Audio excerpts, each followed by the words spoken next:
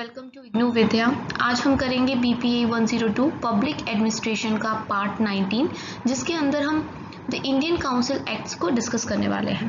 और एक चीज़ और, जो BPA 102 के प्रीवियस ईयर इम्पॉर्टेंट क्वेश्चंस हैं, इम्पॉर्टेंट टॉपिक्स हैं, उनके लिए भी बहुत जल्द मैं वीडियोस लेके आऊँगी, सो डोंट वरी।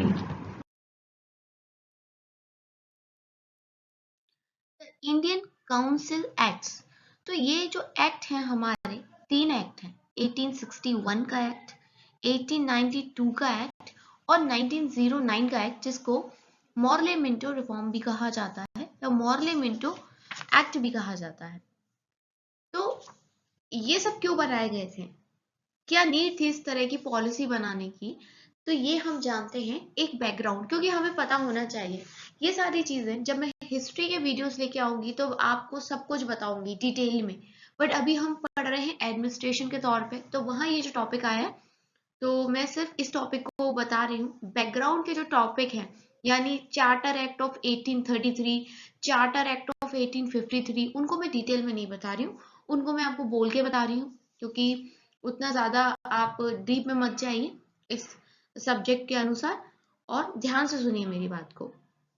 देखिए, एक अंदर जो धमाका हुआ था ना इंडियंस के द्वारा, the first war of independence जो हम बोलते हैं, और सिपॉय म्यूटिनी वो लोग बोलते हैं, ब्रिटिश लोग बोलते हैं।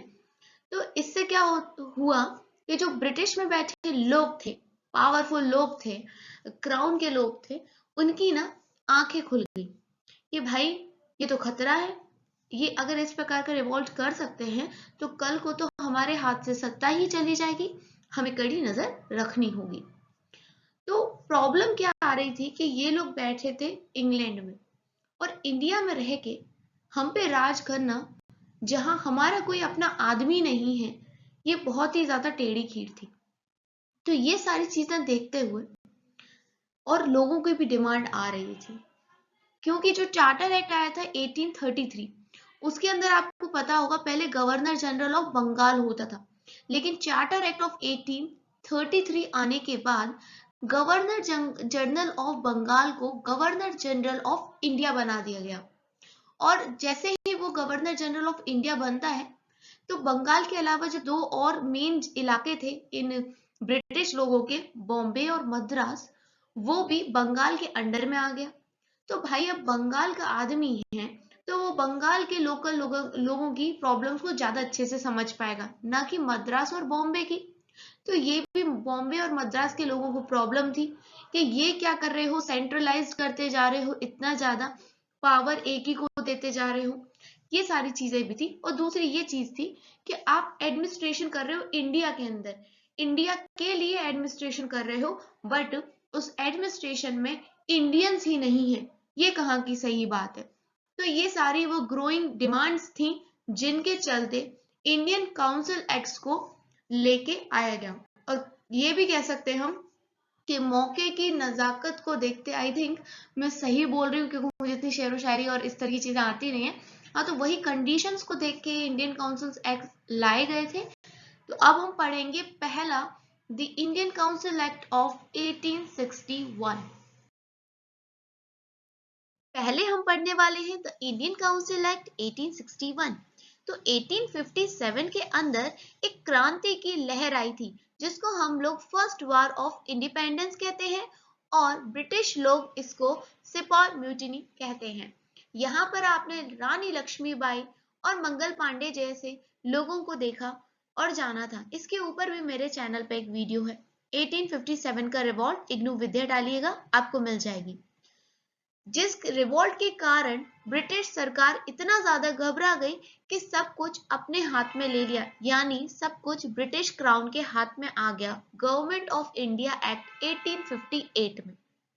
इसके बाद 1858 में कुछ ऐसी चीजें थी जो सही नहीं जा रही थी, जिसकी वजह से इंडियन काउंसिल एक्ट 1861 आया।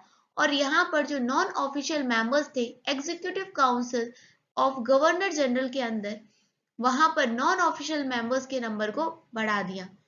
गवर्नर जनरल के एग्जीक्यूटिव काउंसिल में 5 मेंबर थे, एंड लेजिस्लेशन के काम के लिए यहाँ पर 6 से लेके 12 लोग के बीच में लोगों को अपॉइंट किया जाता था 2 साल के लिए, जिसमें से जो आधे लोग होते थे वो नॉन ऑफिशियल्स होते थे और वो यूरोपियन भी हो सकते थे, इंडियन भी हो सकते थे, जो कि ब्रिटिश क्राउन की सर्विस में नहीं है। एंड इसी प्रकार के जो काउंसिल्स हैं वो प्रोविंस में भी बनाए गए थे। प्रोविंस यानी आज की स्टेट जैसे हैं वैसे।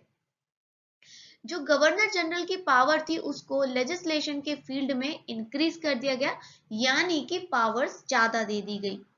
और काउंसिल को हेड करने वाले थे गवर्नर जनरल।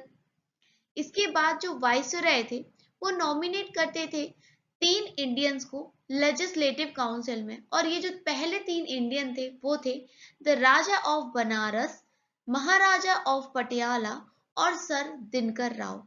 तो इन तीनों लोगों को अपॉइंट किया गया था लेजिस्लेटिव काउंसिल के अंदर।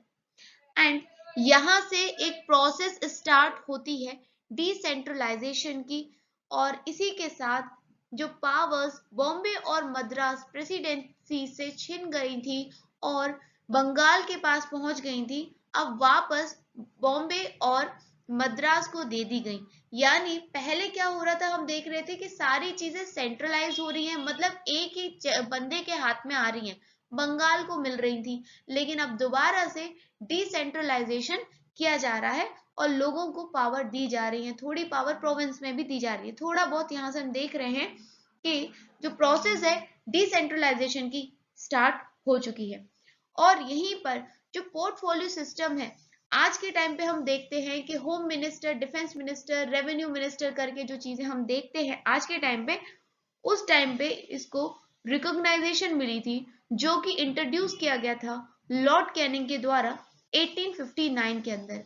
अब आपके इग्नू के पेपर के हिसाब से बीए में अगर आप इतना लिख के आते हो तो आपको बहुत ज्यादा अच्छे नंबर मिल जाएंगे। ठीक है, हम यूपीएससी की तैयारी नहीं कर रहे हैं तो बहुत ज्यादा डिटेल में जाने की जरूरत नहीं है। इतने पॉइंट्स लिखिए, इनको अगर आपको थोड़ा बहुत बढ़ाना है तो आप बढ़ा सकते हो, आपको डेफिनेटली पूरे नंबर मिल जाएंगे। जो दूसरा एक्ट है मैं उसको दूसरी वीडियो में लेके आऊंगी। Thanks for watching IGNOU Vidya. Like जरूर करिएगा और शेयर भी। Thank you.